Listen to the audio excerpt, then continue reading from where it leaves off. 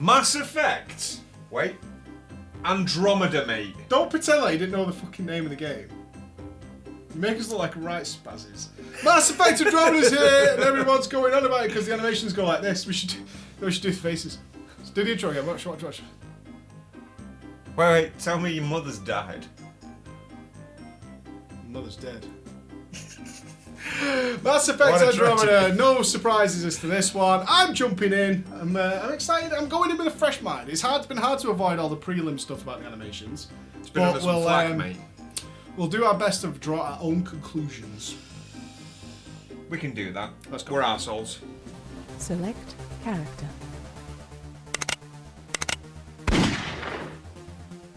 Mass Effect Andromeda. Long time waiting for this one, bruv. Long time waiting for this one. Pretty You didn't hype. play any of them, I don't believe. I haven't, mate. No, I have not. Whereas I've been balls deep in all three. Did not like the third. Got to put it out there and be honest. Did not like the third. Okay. But still, here we are. We're in a new galaxy, mate. So different characters, different areas. Yeah, the story of the game is we are hundreds of years in the future from the end of the last series. Hundreds of Okay. years. So anybody of any relevance is dead. And we're off. Apparently the Milky Way is now too small for our gumption. And What? Yeah, we're too small. It's too small. The galaxy's too small. Too small, mate. So we're off. We're off to the Andromeda galaxy because they've discovered these golden planets. Planets that support life. There's a big cluster of them there. Okay. So we're setting off there. And it's a 600-year cryo sleep. Wait a minute. What's that film? What film? McConaughey. All right. That space film. Interstellar? Interstellar. Kind of like that, but we're taking hundreds of thousands of people. Okay, so it's not just a small there's colony hundreds of thousands of people going. They're all setting off on various arcs. So, of course, we are on one of the arcs.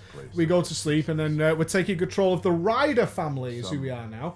Brother and sister, the Ryders. Mm-hmm. Okay. And led by Captain Ryder. Our dad is the Capitan. Who's leading on our arc, and then we wake up 600 years in the future to set the story and instantly run straight into the shit. It's all gone fucking tits up. How did it go from the journey to in the shit then? We literally landed in an energy cloud of badness. Oh, fair enough. The second you're All in right. there, it's like the energy cloud of badness is waiting for you. The planet that you're supposed to be meeting up with people is fucking dead. It's lifeless. It's lightning bolts attacking all over it. And then we travel to the Nexus. So for anybody who played the original Mass Effect series, this is basically the Citadel, which is the central sort of floating space station where everything's supposed to be going on. And we land there and we're like, yo, what's up? And there's no fucker here. What's going on? And we eventually find there's kind of a skeleton crew. People have not found any of the arcs. They're all missing.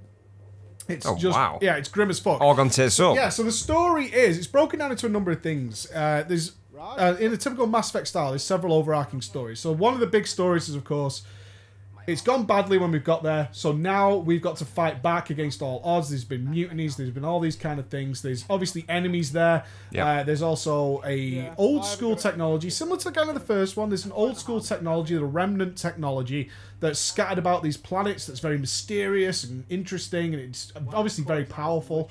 And we're looking into that. And we've also got to establish this foothold. There's also a story about your life with your father and like the history and because your father's a very military man. Yeah.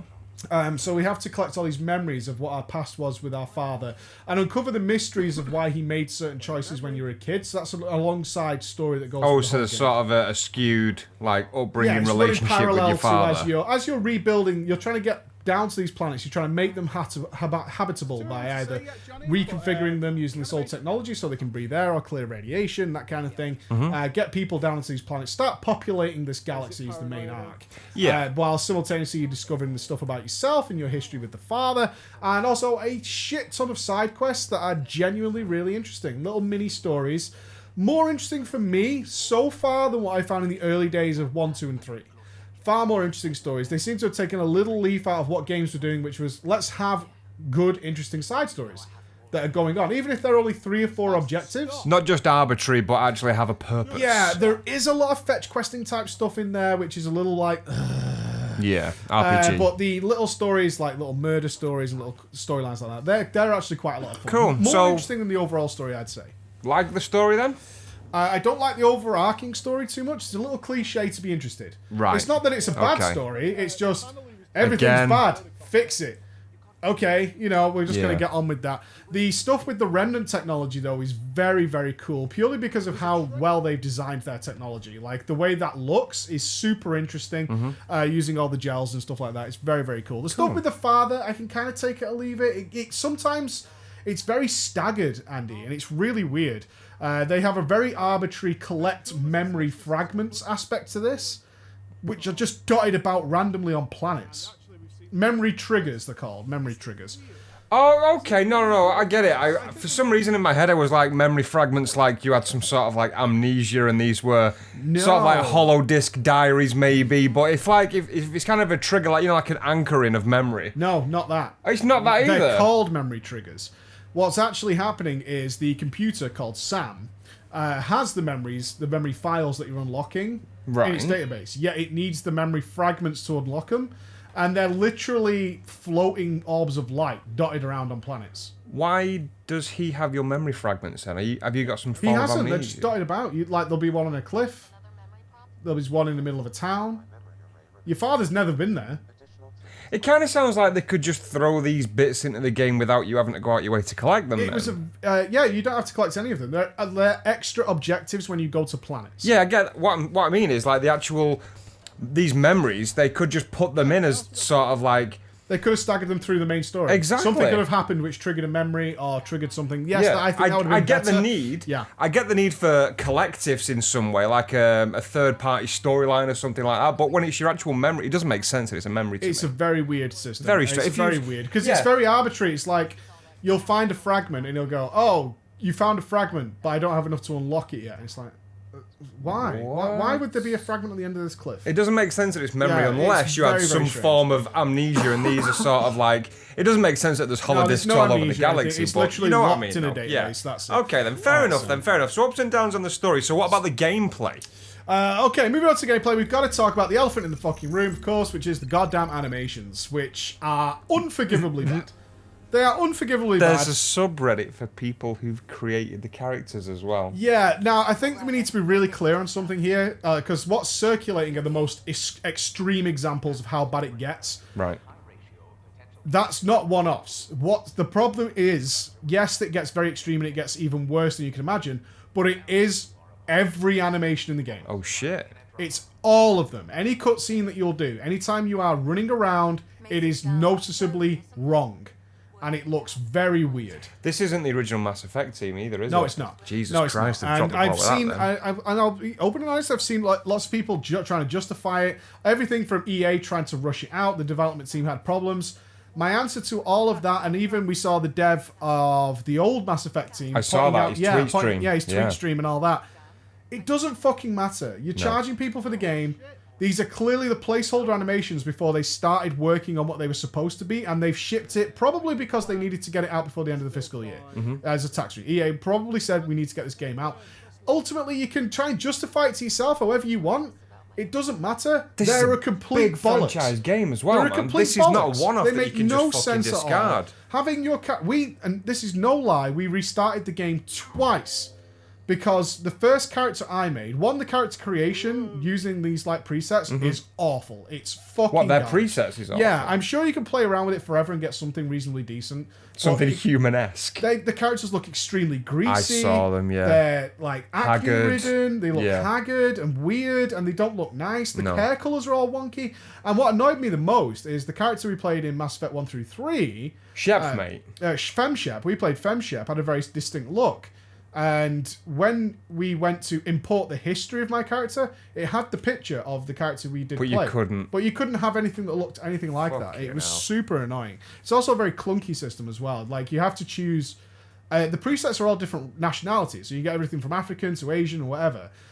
So double-clicking that, you have to set the preset first, then go into the customization. So for something as simple as like Asian eyes, you can't change that when you're customizing. Because it has to be based on this original preset You face. have to go out to the preset, then change it Yeah, to... so if you want a white male, you have to get a preset white male to make that happen. If you want an Asian male or an Asian female, you have to go to the preset and double click it. But it doesn't. You can't go into say, give me a blank face custom and let me do work it. through that. That sounds like they're tying in characteristics of different races to their skin colour, which is a stupid, pointless move. Well, I assume because the way the option system is laid out, this is the problem with it. I don't have a problem in principle if you find one, okay, that looks kind of decent, I'll work from there. That's fine if it makes sense. But the system is actually a list of 9 presets and then custom at the bottom. So there's no instruction that says, if you click custom, it's going to customize the preset that you have selected. Oh shit, right, okay, so by default it will give you the already selected preset. Yes. When you press custom. So you could spend a while modifying it and being like, this isn't right. Like, we were trying to make Emma, essentially, because she was a killer. But we'd chosen this Asian girl. And I was like, can I just change that? I mean, it's not a race thing, I'm trying to make a character that we had in Mass Effect 1 through 3. Yeah. And it turns out, like, no, you have to go back out. You have to double select a preset and say, this is the preset I want. Then you have to double click custom, which is in the same list of all the presets. It's stuff like that just makes you go, why? Why is there no instruction to this? But either way, you can't really... Yeah. But again, once the game started and the animations kicked in, we were horrified. It looked like Gollum had crawled out of a fucking nutsack. And I was like, I can't play this. I saw your first connotation of it. So it was we horrible. started the game again and just went with the default character that they had made, and then realised it was still just as bad.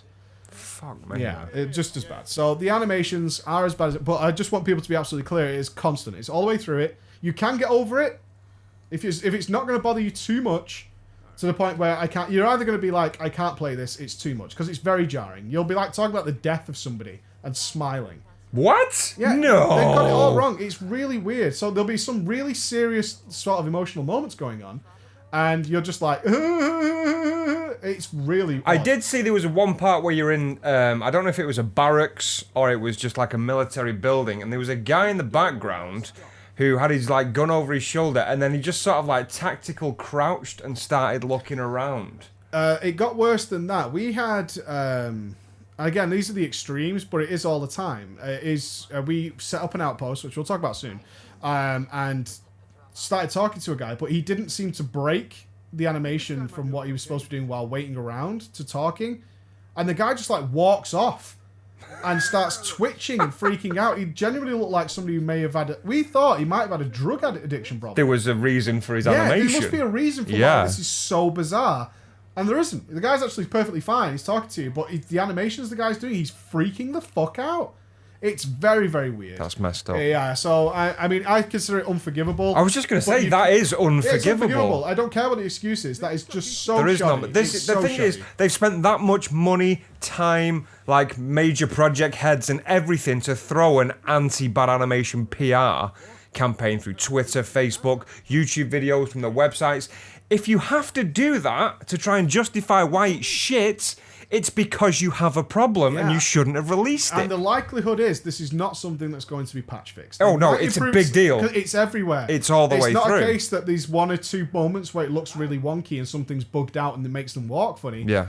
It's the whole system of animation is wrong. It's completely wrong. That's fucked up. Which is a real shame, though, because coming back to the good side, graphically, beaubeautifare It looked real. Yeah, absolutely I paid beautiful. over a few the times and worlds saw are it. beautiful. Like I said, this technology of the other guys is what are they called? The begins with I forget it. This the old school technology, not the Promethean, it's something else. Technology that you find in the galaxies, all super cool, super cool. So that's the big one. Mm-hmm. Now the next, and it is a negative, and it's got to be said, it's a fucking long start to this game. How do you mean long start? Like tutorial kind of area? Tutorial area is 5-6 hours. And that's 5-6 hours, guys, of not a lot, if any, gameplay other than running between people. Dialogue and getting you the foundations of the story. story. What they did in Mass Effect 1, which was, we have a whole universe you need to know about. We have a whole lot of races. They all have specific traits. So they're introducing the Krogans, they're introducing the Turians. These all have like certain features, certain ideas, certain histories, religions. You need to know all of this stuff. So in Mass Effect 1, basically you land on the Citadel and get an encyclopedia. And just everybody you meet gives you full historic background of everything. This one works kind of similar, but the races you already know and love. And the way they've done it is it's still the Mass Effect universe, so you bring all these races with you. The Krogans are still there. The Solarians are still there. They're all the same people, but you're going to be spending a lot of time reading notepads, getting a feel for things. It's world building and it's fine. It's just you're not going to see anything happen interesting-wise, really, till about 6 hours in. Do they keep the the story elements of all the different arcs digestible? They don't just fucking neutron bomb you with every arc at once in this tutorial area, do they? To be fair, you don't learn that much. There's a lot of running backwards and forwards. It takes a laborious amount of time. Right. There's no doubt about that. But you're not actually learning that much. I mean, the essentials you're learning is something went wrong, the arcs are missing, we could possibly find them, they don't know where they are, that's going to be something you unlock through the story. And there may be some saboteurs left. Like I said, there's mutiny, so some people have left the Nexus, which is the station. There might still be infiltrators there. Are they doing bad things? And they have this tram system similar to Dead Space. Right. But the way they do it is the Nexus is split up into initially 4 areas. You're going to have to take the tram from one area to the other. You're going to get an animation for the tram going between there and there. You're going to get to the new area, run to the guy you need to speak to. He's going to go, okay. Then you're going to go back on the tram, take the animation back and do that. That's the initial 6 hours. But if you get past that... if you persevere... If you get through the animations and you get through that first 5-6 hours, however long it's going to take you, boom! The game gets infinitely better. Really? To the point that it's so annoying that it takes you so long to get there. Right. Because it just suddenly explodes with stuff to do, all those things that you want to do. Not overwhelmingly. No. Like, freedom. Nice. It feels like you've shed a ball and chain. You're like, fuck off and just let me play the fucking game. Yeah. Because gameplay's great. It's really good. The combat is fantastic. Absolutely fantastic. Do you still have the like customizable? I don't know how deep it goes from not playing Mass Effect, but like a spec. Yeah, it's got everything in there. You can choose everything. It's still the Mass Effect universe. So your Vanguards are in there. Your Biotics are all in there. And these have different abilities. All have different abilities. Do you want to charge? Do you want to play defensive? Do you want to blow people? Do you want to interrupt people? Do you want to move things? Do you want to be guns? Do you want to be hands-on? So all the classics that you knew from the old games are all still there. They've split it into 2 ways. So you kick off with what your basic biotic power is. So do you want to charge? Do you want to pull? Do you want to disrupt? And then as you invest some points into that, you're going to unlock a little bit more. So you're going to unlock the ability to be the Vanguard and things like that, and your soldiers and all that. That's going to unlock later on, but not long in. Oh, so you're not tied into one spec, no, you can branch out? You're tied into your very first choice. I chose the Scrapper. The Scrapper is a very melee-orientated charge I was in just going to say, it's like shotguns, but then I mixed that with what's called profiles. So choosing to be a Vanguard is actually a profile, and you can change that through the game. You can then, as you progress through the game, you'll unlock the ability to switch your profile to something else. Okay. You have lots of customization. So if you want to be an adept, a Scrapper adept, you can do that later on. It'll just ask you, what do you want to start as? So I want to be a Scrapper Vanguard. Okay. Oh, okay. So this is the core. This is what you're going to start as, what you enjoy. This, but you can then swap Vanguard to other profiles as you move through the game. They unlock. So you've got all that customization-wise, it's enormous. There's way more biotic skills. They have a wonderful combo system, which is great. So you have things that trigger a combo. So it might be something like, on my character, we used an Incinerate, which was a flame dot. Mm-hmm. So if I incinerate somebody, that was a combo trigger, and then you have combo... the Incinerate is a combo primer, then you have a combo trigger. Right. So you have to, if I incinerate something, that's primed for a combo, and my combo can then be charge. So I can incinerate something, and then charge it, and it detonates it, and does massive damage. Nice! I like the combat that. is really good. It's a nice variation on that as well. It can also be triggered by what the other guys are doing, because you still have your squad, but we'll get into that shortly. Yeah. So you can mix and match it. If you're paying attention, you can do lots of very, very awesome combat, very visceral. I played it on hardcore, which means you're gonna... So I made a bad choice for hardcore. I'm gonna flat out say it, being like... it's still doable, don't get me wrong. But obviously, if you're playing where mobs can basically 2-hit you, I showed you that, like, plenty of mobs in the other game can kill you in 2 hits, and there's a lot of them. That means that you're gonna be dying a lot while you learn all the ropes of managing everything correctly. But if you certainly, like, we checked some other guys who were playing snipers and stuff, they had a way easier time playing, like, the insanity mode, which is the one higher, by just basically staying away from combat. Because that's not fun, though. It's the only perspective. It's the hardest mode, but you have to counter that because you're going to die too quickly if you want to play in a... I like to be in the face, brutal, reckless. You want some combat, don't you? I want grenades. I mean, I chose my combos as being charge, melee damage, shotguns, and grenades. That's what I was all Yeah. about. It was a fucking war zone wherever I was. Entry team, mate. But I died a lot doing that. But I had way more fun doing that than I would have done, like, hiding behind something a mile Cool. away and shooting. That's the main thing. Yeah, so it was very cool. The combat is fantastic. The jetpack makes it so cool. They added a jetpack in, so you can do some big super jumps. You can also strafe left, right, backwards, and forwards really easily, super fast, which you're going to need to do because you're going to die so quick. But the jetpack does mean they put in platforming. Oh. It's all right. It wasn't that bad, but I know that several of our viewers were like, "Oh God, they put platforming in." It's like they did put a jetpack in, so the next logical step was some platforming to go along with that. So if you're not into any platforming, there's a fair bit of platforming once you start getting into there. But everything you know from the original franchise is definitely there. Exploration, then, as I said about the 6 hour mark, it fucking explodes. Mm-hmm. Massive world. And I've got to say, value for dollar for this game is really good. If you're going to do most of this game, you're looking at 100 hours. Holy shit. Oh, it's huge. It's huge. We spent, I played in total 13 hours. I did a little bit after and a little bit in between. And that got me basically one whole planet done. Of the many planets there are. Really? Yeah. So what is the exploration? So the exploration is you get your vehicle. It's called the Nomad. It controls way better than the Mako for the other guys, which was notoriously bad to drive.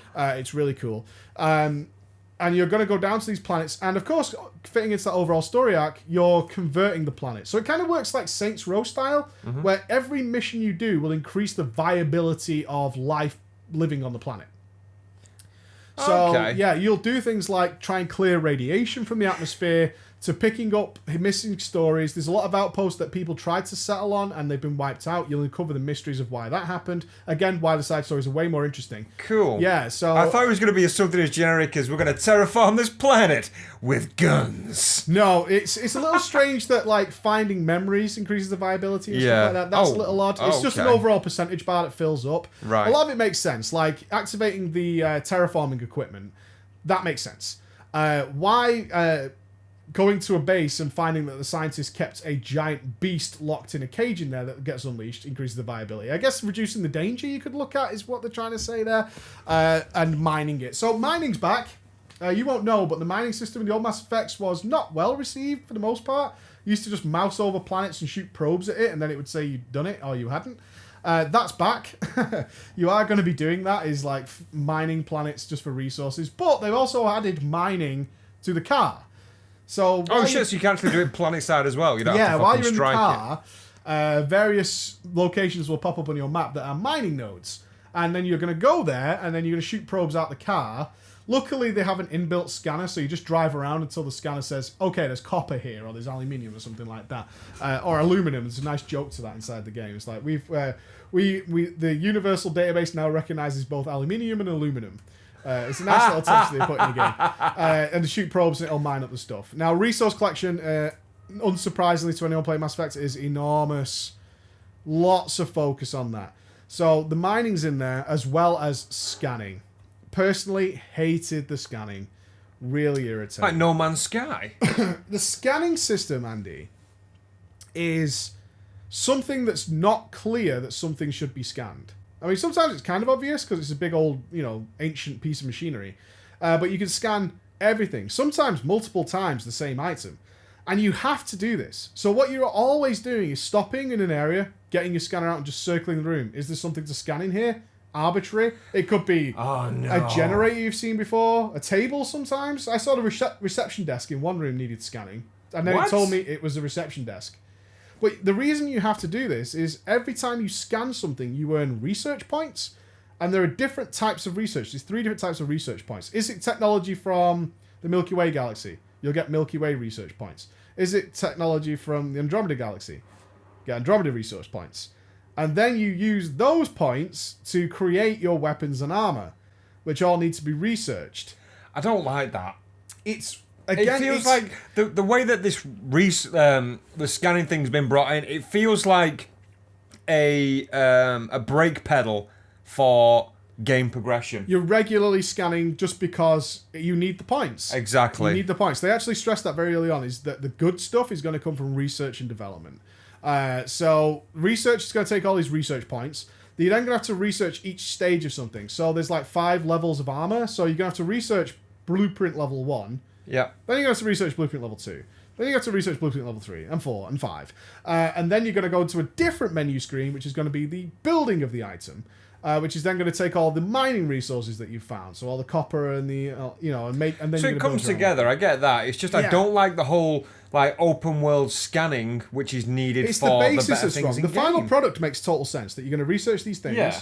and then you're going to be able to build them with the resources you collected. But scanning of reception desk leads to getting me some upgraded chest piece is very strange. Do you know, here's the thing, right? The way that I see that doing, and I there is only one reason why you are having to manually pull out a scanning device in every fucking room that you go in and do it, is because it's a brake pedal for game progression. If they had, because you've got a heads-up display on your screen, if they had a faint outline of an item in a room... Something like that would have been nice. What they do have on occasion, if there's something important, is in the bottom left of your screen, it will flash that there's something to scan nearby. But it doesn't do that for everything. And also sometimes, like I said earlier, sometimes you're scanning the same thing again That's later fucked up. in the same world. So it might be something like on the lightning planet, what the enemy had done is set up these lightning posts that attract the lightning to them. Right. So you'll scan that and it's like, oh, it's a lightning rod. They're pulling the lightning to there so the rest of the area is safe. Later in the level, you'll scan another one. Although you've been past 12, this one can be scanned again. And that happens quite regularly. And this is why you're constantly pulling out your scanner just to check, is there anything to scan here? Because I'm going to want these another... points. I mean, people... Do you still get, like, additional resource points for scanning it again? Yeah. That's a bug, man. That's a bug. That's doesn't- a horrible The bug. resource collection's it feels very arbitrary, like that we need something for people to do. And I think they were kind of worried No, I about get that. content in some ways. I mean, you need things for people to do, but what I'm saying is, like you mentioned on, like, such a basic primal level, a fucking reception desk, and then to essentially scan the same, a different desk, but it's still a reception desk for more resources or research points or whatever. That's fucked up. Yeah, and there's other systems tacked onto this as well. So you're going to shape your presence in the universe, and the way you do that is by waking up the people who are in cryostasis. So because everything went pear-shaped, the people who did get there are in cryostasis, and you've got to choose who you wake up. Okay. Now, what you're actually doing is deciding what bonus perks you want overall throughout the game.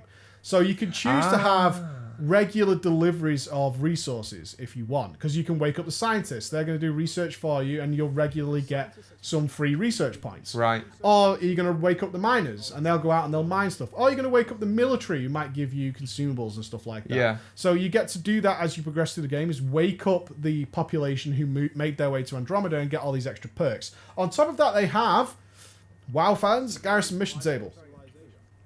It's exactly what it sounds like. So you have contact with the military on the Nexus. They say we have strike teams that will go out and do missions for you. Right. Now, the cool thing is, unless they're the really easy derpy missions, which you're like, I'm going to go play the story now, I don't want to take part in this, you can send them out on these other missions. Or you could choose to do the missions right there, right then, in multiplayer, which is the Horde mode. And this also provides you with resources, and there are challenges associated to it as well. So Have you tried can that do yet? I did try it after the stream, just to check it out. It was fine. It was just a multiplayer Horde mode. It was kind of fun. Nothing too special, you know. I mean, it's just a straight up Horde mode, basically. But you do that, and you get the quest complete straight there and then. So you'll get rewards, you get loot crates, you get all Well, sorts of that's stuff. cool, then. Yeah, it's a side activity. Let's say I like that. Yeah, let's say I really need some resources for new armor.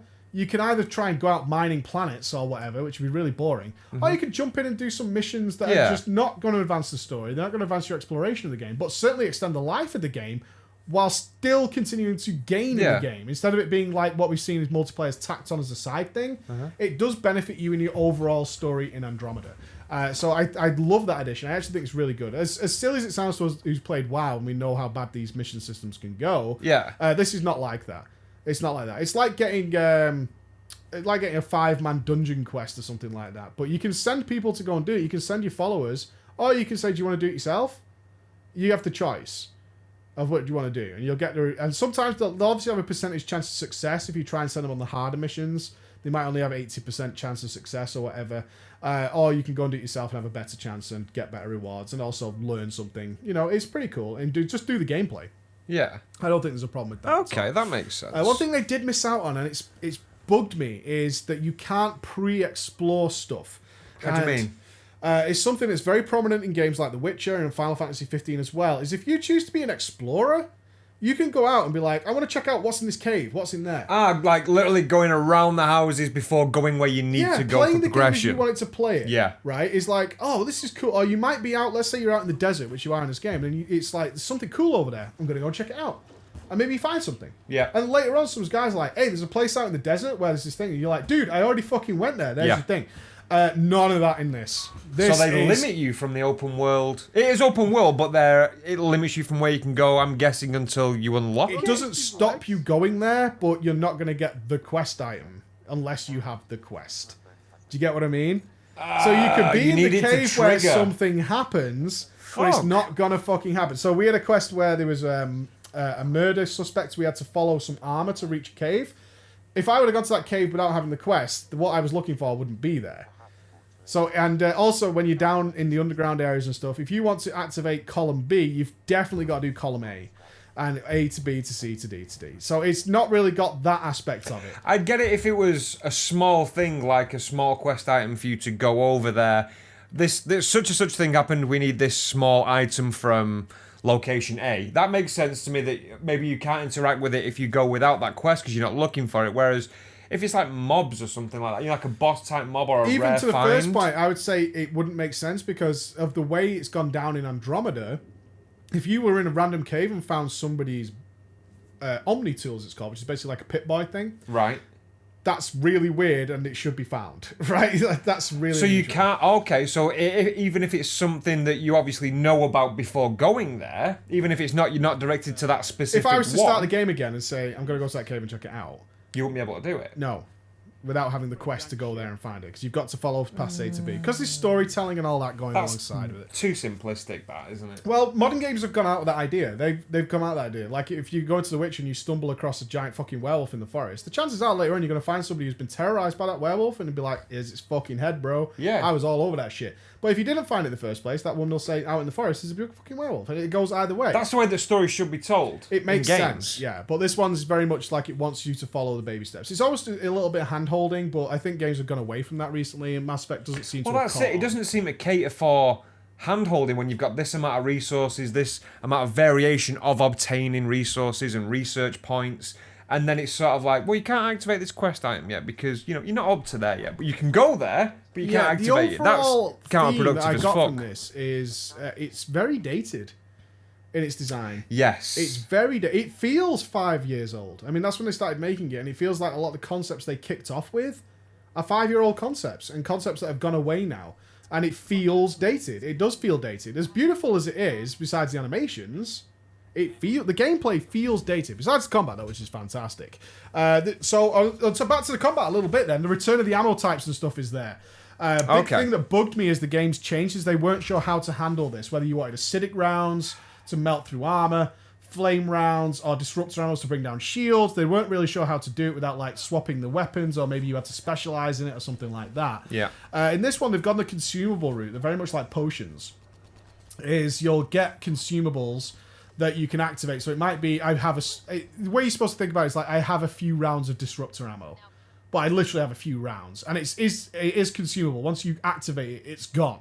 You haven't got any more or anything like that. And you can't stack them up too much. But it also ties into using shield boosters, combat boosters, melee boosters. You have all these varieties of different stuff to use, which is nice. I think it's a nice way of tackling that, is that you've got a few rounds of disruptor ammo, you've got a few rounds of incendiary ammo, all that kind of stuff. But basically you're tied to what the weapons do. So if you use the sniper rifle, you're not going to have a flaming sniper rifle, really.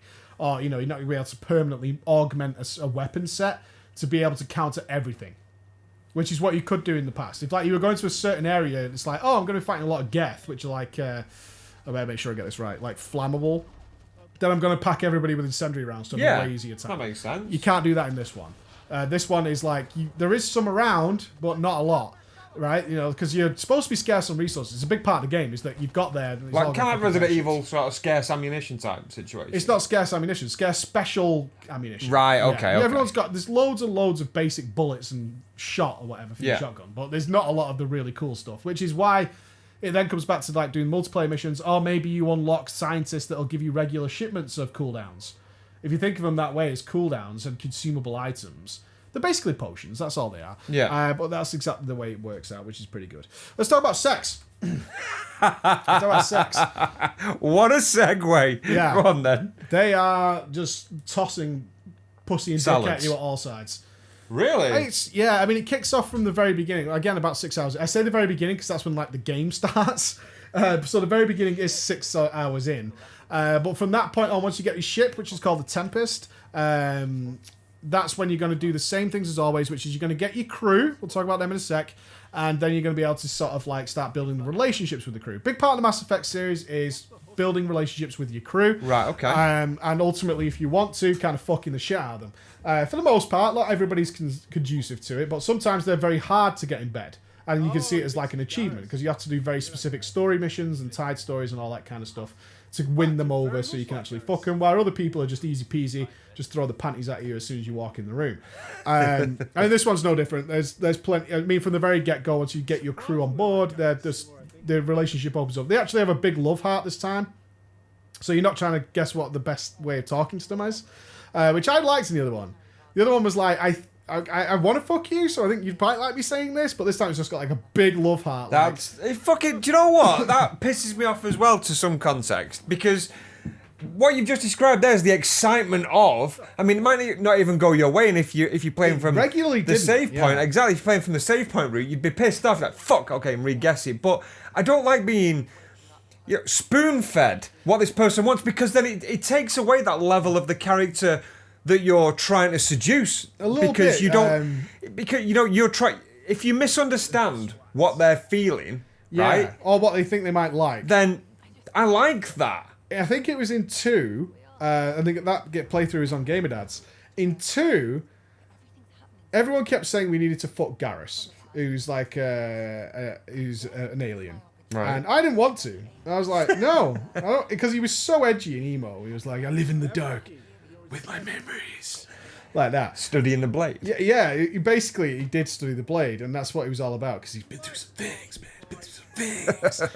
He was a real like emo teenager kind of character. But everyone was like, fuck Garrus, fuck Garrus, fuck Garrus. So I was like, fine, and I tried to do it, but he pied me off because I said the wrong things to him. He was like, nah, see you later. And they were like, you fucked it up. You got to say this thing. You got to say that thing to get it right. But in this one, it's like the big love heart. But not everybody's fuckable. I mean, we played a female character. The one girl, and this is kind of getting to the crew now. The one girl we did like turned out to not be a lesbian and like pied it off immediately, which I saw as a challenge as a man. You would. Yeah, she said no. So I thought, well, that's a maybe. So we'll see what's going on. So you're telling me there's a chance? Yeah, exactly. So we'll keep going at it. Now, that does bring us to the crew. As much as I don't want to bash on the game, I thought the crew was just outright unlikable. Like, every single member besides one character. Yeah, it was really Is there weird. a lot, or is it just like a handful? 6 or 7. I mean, this isn't including the ones you can companion with. Yeah. Liam, who is basically the new Garrus, he has a similar history of being in the military in the past, and now he's fighting with you. Not only was he bugged a lot of the time and died, if he wasn't bugged, he died, which was super fucking annoying to get him up all the time. But again, that kind of goes hand in hand with playing hardcore. We had the same thing in Mass Effect 1 and 2. We played them on hard mode, and your companions tend to die rather quick. But his dialogue was awful. He just wasn't like interesting in any way, shape, or form. Right. So he was the first one who was like, we need to get rid of this guy and get him off the team. So who's going to replace him? So we had Cora. Now, Cora said I really liked, and Cora was cool. Cora was actually supposed to have our job, which is the Pathfinder job, which means you're kind of the leader of the expedition. But she doesn't get it, which is real sad.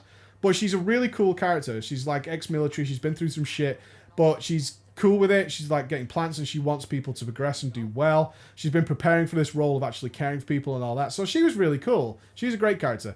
The Krogan, which are the big like meathead rhino guys, if you've never played it. They got a Highlander. No, that's Kurgan, mate. Close enough, mate. I've never seen Kurgan, it. Carry mate. on. The Krogan was like, I'm badass. That's my story. Yeah. I was like, right, like him okay, already. then that's cool. There is a Garrus replacement who's a female. Again, she was very bossy and uninteresting. There's somebody who's very into religion from the get-go. He was definitely going to be doing like a whole religion side story about faith and God being involved and all that. And I was like, I don't need that through my playthrough, man. I don't need you whispering in my ear about all that. And generally, like every time you spoke to someone, you're like, there's I think he's a voice in it. Marjorie, Tyrell, mate, Queen Marjorie. Oh, Dormer. Dormer is in there, but again, she wants to fiddle with corpses, man. That put me right off. I don't know, man. It's Dormer gets quite a few automatic passes, regardless of. Now, define fiddle with corpses. Yeah, she wants to fuck around with corpses to study them. It's a research thing, but it just comes across a little odd when she says it. She's like, "Oh, if you could get me a corpse," I was like, "What the fuck?" All right, Dom, are you sitting there? I'd bring a fucking 10. Yeah, so... so... It means I could tap that ass. It was awkward to find, but I guess that's the point. I'm sure there are people who are like, well, I really like those characters, and that's great. That's what it's all about. So there's variation there. There's variation. We got lovely PB. PBs are nice. I'm going to get the name of the race wrong. I believe it's Asari, I think that's right. I've played all the games, but the races always escape me. The Asari, she's very upbeat and young. She's like a teenager type person. But yeah. In terms of people you wanted with you on your missions for some bants, because they do have some back and forth, the dialogue of some of the characters was just so out there that it was like, I just don't want to hear extremes, not like a regular sort of personality. Yeah, this is why Cora wasn't extreme. I think that's probably what's made her stand out. She wasn't extreme in the least. She didn't have some glaring personality trait like nobody in the world actually has. Yeah. Like, except really excessive people. You know what I mean? The average person doesn't have some like, oh my god, I'm super amazing all the fucking time. Let's talk about... you know what I mean? Or like, hey, can I tell you about the word of God? It's like, whoa, I just walked in the fucking room. Well, get out. Smack Bible. So, yeah, there was... The crew, I thought, was so far as unlikable. Now, the game is so big. It's entirely possible that many hours later into the game, they have some backstory missions, which is what they had in the previous games, that explore their past, that make them redeemable. Oh, your crewmates? People. Yeah. Cool. Yeah, your crewmates, as you build relationships with them, tends to give you a quest at some point. It's like, I trust you now, I want to tell you about my backstory. But we didn't get there, so it's entirely possible that happens. I'll just say, for the first few hours, my crew was like... Besides Cora, was very forgettable and just staying there and leave me the fuck alone. Yeah, which was cool. So that's pretty much sums up the game for me in a nutshell. So conclusion-wise, mate, I know there's quite a couple of ups and downs in there, but you know, is it something that you're gonna spend more time on? The pros are. Let me get the pros. All right, it's a decent RPG. It is, and the value for money is insane. As I said, if you enjoy this and you can get past the initial first 6 hours and you're gonna love it. You're talking 100+ hours of pretty interesting normal RPG gameplay. Yeah. The con side of that is it doesn't break the barrier. There's nothing massively like that's cool. I never had that. You mean like functionality? At no point was I like, I can't wait to see how this story plays out. Just never felt that. Never felt that. Kind of felt throwaway. I'm kind of interested in the old research. Right. I'm kind of interested in settling all the planets. But you can take it or leave it. Am I 100 hours interested? That's going to be for you to decide. If you've especially somebody who's already got an MMO to play. Yeah. I'm all right. My free time commitment is elsewhere. If I didn't have that, sure. I could happily recommend for somebody who's like, hey, I don't want to play an MMO. I'm looking for something that I can sink a lot of time into. I don't have a lot of money. What do you recommend? I'd say Mass Effect Andromeda, man. You're going to get, if you've not played The Witcher 3, is that you'll throw 100 hours at this. It should be pretty rewarding. It'll be nice to see you take over the galaxy, and gain a solid foothold, 100% all the planets, learn all the memories, learn about all this stuff. It's graphically very cool, besides the animations. There's a lot to like here, and the combat is really, really good. It's really, really good. Yeah. But again, the animations are just that bad. They are that bad. No. There's no getting away from it. They are that bad. And the main story just isn't that gripping. It wasn't so far. And again, once somebody was like, you got to play it for longer. This was a big message we were getting. Is like, you need to put 20, 30 hours into this game to be fun. It's like, fuck you, buddy. If the story hasn't gripped me by 13 hours, if you've not got me there, that I'm like, I want to play this game after 13 hours. If the hook's not in, then it ain't worth it. If it's not in after 13 hours, that's more than enough time that it's had to make its mark. It's had more than enough time. And I was thinking about this. I was thinking about the other games. People were comparing it to things like Witcher 3 and Breath of the Wild. And The Witcher 3 had me within the first 3 minutes. Yep. The first 3 minutes with Yennefer and walking out onto that balcony and looking out over it, and I'm like, Yeah, this is my game. I'm in this for the long haul. I know it the moment that game starts. The same with Breath of the Wild. We started out, you walk out of there, you just woke up, you can see Ganon, you can go to the temple. I'm in. I'm into this world.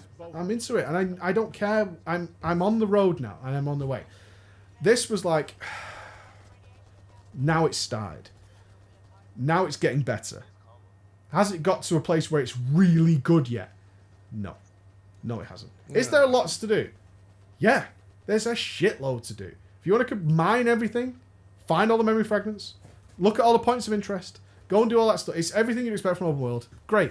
Absolutely. I would recommend it on that basis alone. Yeah, but the thing is, at what point, where does the enjoyment come from? If finding the enjoyment becomes a massive chore, which what it sounds like from the feedback from the guys watching the live stream, then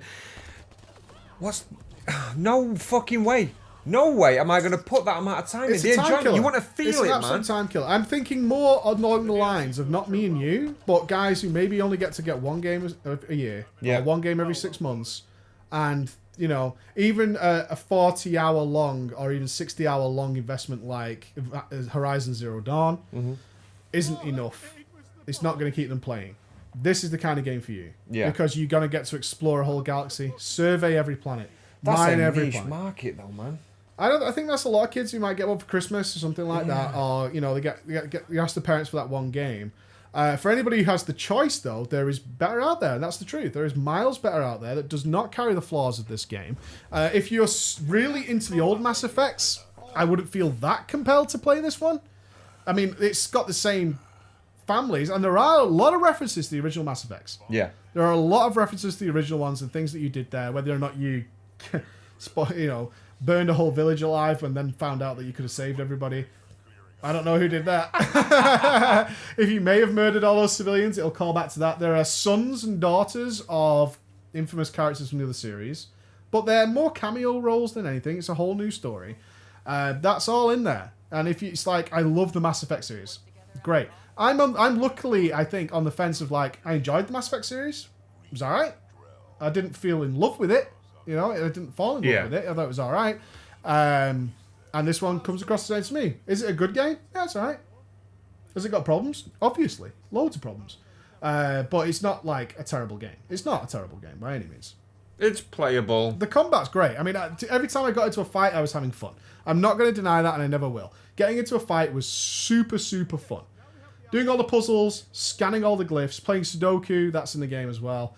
There's some puzzle solving with Sudoku.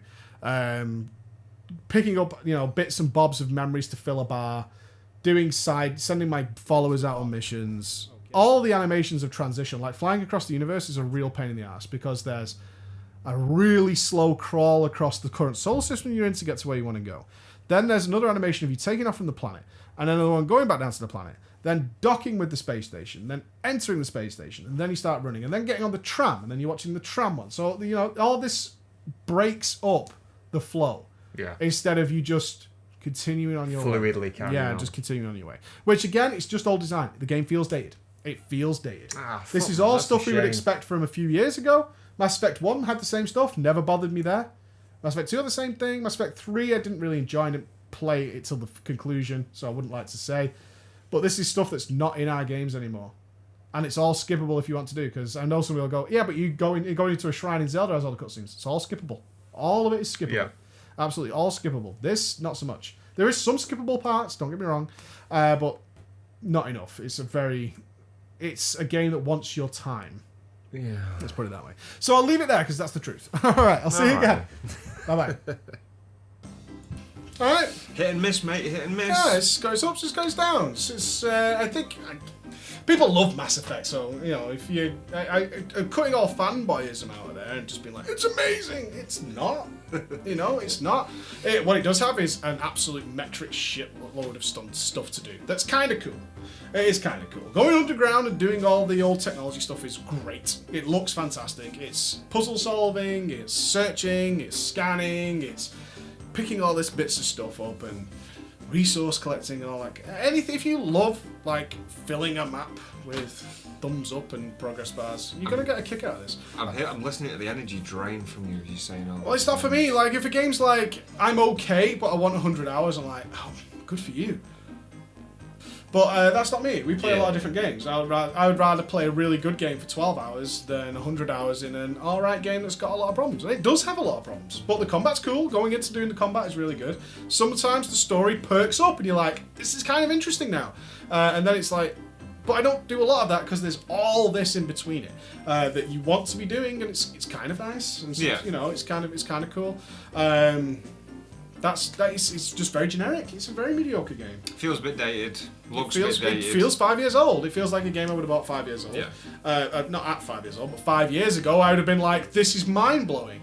But since then, there's lots of stuff that's come after that that's just miles better.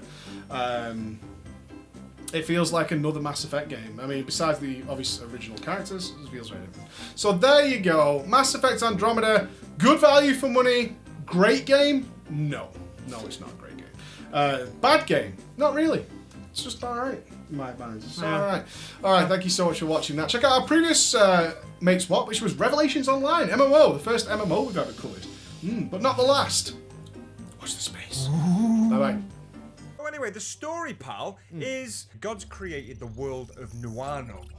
Nice. Right? Yeah, and he also Good created... guy. he created 5 Guardians.